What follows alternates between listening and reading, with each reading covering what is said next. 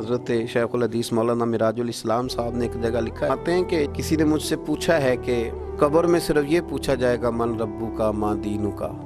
یہ پوچھا جائے گا تیرا رب کون ہے، تیرا دین کیا ہے، تو نبی پاک علیہ السلام کے بارے میں دنیا میں کیا کہا کرتا تھا؟ اعمال کا حساب نہیں ہوگا، فرشتے پوچھیں گے تو اتنا پوچھیں گے اور پھر اس کے لیے جنت کی کھڑکی یا دوزخ کا دروازہ معاذ اللہ کھلنے کا فیصلہ ہو جائے گا۔ تو کسی نے پوچھا کہ اتنا کیوں ہے، باقی سارے سوال جواب قبر میں کیوں نہیں؟ تو وہ جواب دیتے ہیں، وہ کہتے ہیں کہ جب قحط پڑ گیا نا بہت سارے علاقوں میں،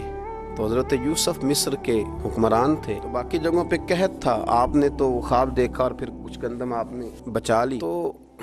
حضرت یوسف علیہ السلام کے پاس بہت سارے لوگ گندم لینے کے لیے پہنچنے لگے، تو آپ نے رستے میں کچھ چوکیاں بنا دی تھی، پولیس والے کھڑے کر دیے تھے سمجھ لیجئے، تو ان سے کہا تھا کہ جو آدمی گندم لینے کے لیے آیا اس سے پہلے اس کا نام پتہ پوچھو، ولدیت پوچھو، اور یہ پوچھو کیا لایا ہے، وہ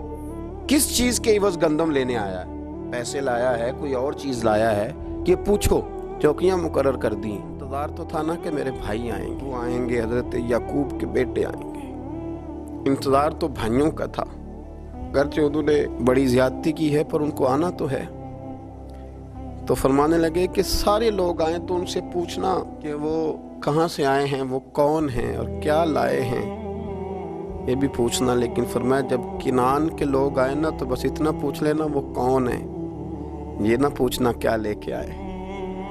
بھائی ہیں نا تو ان کی پردہ پوشی کرنی، ان سے نا بس اتنا پوچھ لینا کہ وہ کون ہیں، وہ اگر بتائیں کہ ہم کنعان سے آئے ہیں تو بس اتنا ہی کافی ہے، ان سے پھر اگلا سوال نہ کرنا۔ تو حضرت شیخ فرمانے لگے، رب فرماتے فرشتو تم نہ جا کے بس اتنا پوچھ لینا قبر میں میرے بندے سے کہ وہ مجھے جانتا ہے نا، اس کا پردہ نہ کھولنا، تم نہ حساب کتاب پوچھنا، بس اتنا پوچھ لینا مجھے اور میرے نبی کو جانتا ہے،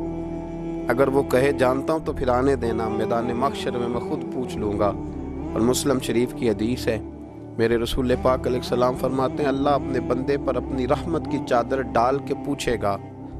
لوگوں سے چھپا کے پوچھے گا، یہ گناہ کیا تھا اللہ میں بھول گیا تھا، یہ والی غلطی کی تھی اللہ میں بھول گیا تھا،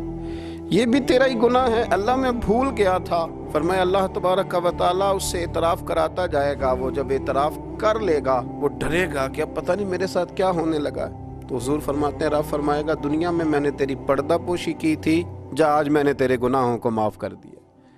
تو یاد رکھیں کہ صبح قیامت بھی اللہ تبارک و تعالیٰ کی بارگاہ اپنے بندوں پر فضل فرمائے گی، رحمت فرمائے گی، تو یہاں بھی اس کے کرم کی امید رکھیں،